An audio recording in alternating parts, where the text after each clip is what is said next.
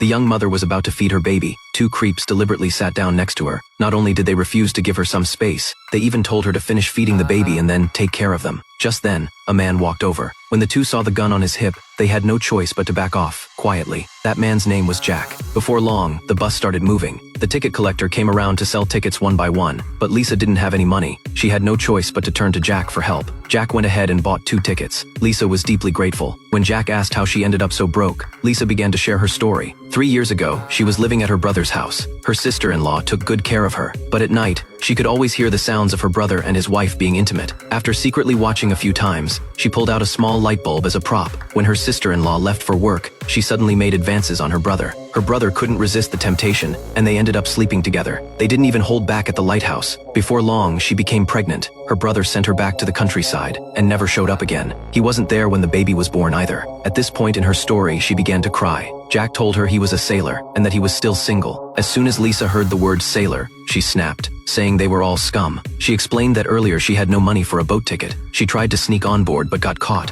When the crew realized she couldn't pay, they took turns abusing her.